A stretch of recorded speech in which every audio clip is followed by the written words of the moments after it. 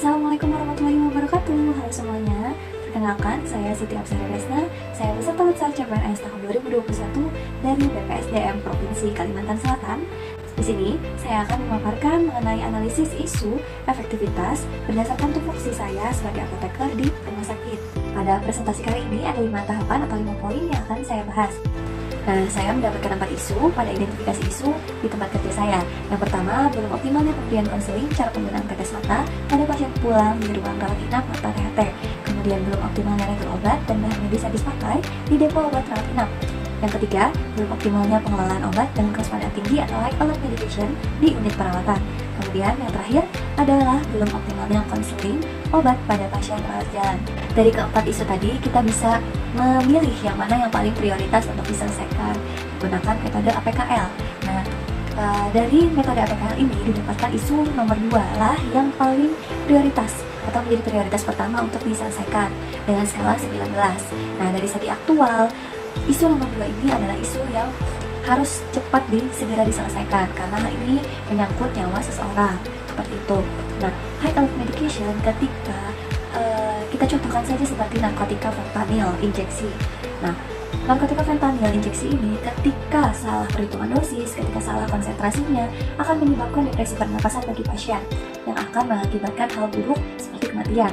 Nah, hal ini tentu perlu kita waspadai sebagai tenaga kesehatan tentunya, sehingga kita perlu mengelola obat-obatan high alert ini dengan baik dan optimal. Kemudian dari segi problematika, dari segi problematika pun hal ini kita sangat mendesak perlu untuk kita selesaikan seperti itu. Kemudian dari khalayak pun hal ini isu nomor 2 ini adalah isu yang menyangkut hajat hidup orang banyak seperti itu, bukan cuma pasien tapi tenaga kesehatannya sendiri.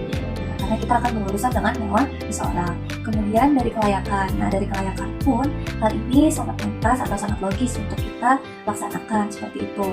Apalagi ini merupakan hak wewenang tugas saya sebagai seorang apoteker di rumah sakit. Nah, selain menggunakan metode APKL tadi, kita juga bisa menggunakan metode USG, di mana dari keempat isu tadi kita juga mendapatkan prioritas pada isu nomor 2. Nah, dari segi urgensinya, isu ini sangat urgent atau sangat penting, sangat mendesak untuk diselesaikan demi optimalnya pelayanan kepada masyarakat di rumah sakit. Kemudian ke seriousness-nya, hal ini juga sangat serius untuk diselesaikan karena hal ini juga menyangkut hidup dan mati seseorang seperti itu. Kemudian ada dari growth-nya, hal ini apabila tidak diselesaikan akan terus berkembang menjadi serius sehingga kita perlu menyelesaikannya dengan cepat.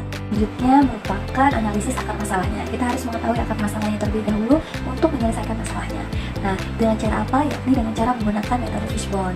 Nah, dari analisis saya menggunakan metode fishbone, kita mendapatkan 4 penyebab. Nah, yang pertama dari manusianya, kurangnya SDM, kemudian tidak adanya SDM yang terlatih, dan juga tidak adanya manusia atau tenaga kesehatan yang. Nah, kemudian kita mencari alternatif penyelesaian masalahnya dengan menggunakan metode SWOT. Nah, yang pertama adalah S atau strength atau kekuatan. Nah, peraturan mengenai pengelolaan obat dengan kewaspadaan tinggi atau high alert medication itu sudah terdapat dalam prioritas nasional dari rumah sakit. Kemudian kelemahannya atau weakness-nya, keterbatasan sumber daya manusia untuk mengelola, kemudian keterbatasan sarana dan prasarana, kemudian banyaknya unit rawat inap di rumah sakit.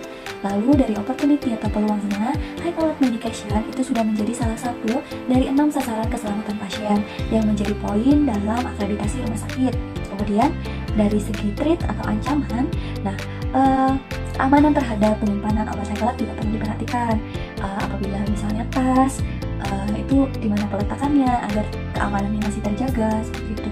Apabila menggunakan troli emergency, kuncinya bagaimana, terus SOP pergantiannya bagaimana. Nah, kemudian dari obat expired itu tidak terkontrol ketika tidak ada petugas khusus tadi. Nah, dari beberapa tahapan tadi kita bisa mendapatkan alternatif penyelesaiannya dari isu prioritas tadi.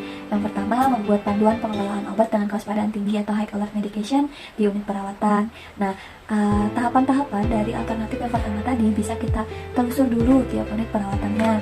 Kita lihat bagaimana sarana dan prasarana yang tersedia, kemudian kita bisa menyesuaikan panduan tersebut nantinya. Nah, kita buatlah panduan tersebut dan pada akhirnya panduan itu jadi. Kemudian tahapan yang kedua, kita bisa melakukan penyesuaian SOP yang sudah ada. Kita sesuaikan dengan sarana dan prasarananya, dan juga dari akar-akar masalah tadi kita kembangkan kembali. Kemudian kita lakukan penyusunan SOP. Lalu kita dapatkanlah SOP yang sudah sesuai.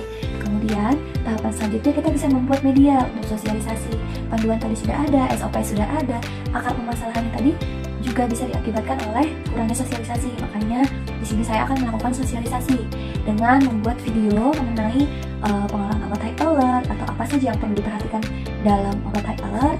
Kemudian membuat seperti banner atau leaflet seperti itu untuk mensosialisasikan kepada pihak-pihak tenaga kesehatan yang terkait. Kemudian yang terakhir kita melakukan sosialisasi tadi kepada misalnya apoteker pemberi asuhan di masing-masing unit perawatan. Kemudian kita melakukan sosialisasi kepada perawat atau bidan yang ada di unit perawatan. Nah, hasil yang diharapkan adalah optimalnya pengelolaan obat high alert di unit perawatan. Pihak-pihak yang terkait tadi sudah saya sebutkan sebelumnya. Terima kasih atas waktunya sudah menonton video ini. Akhir kata, wassalamualaikum warahmatullahi wabarakatuh.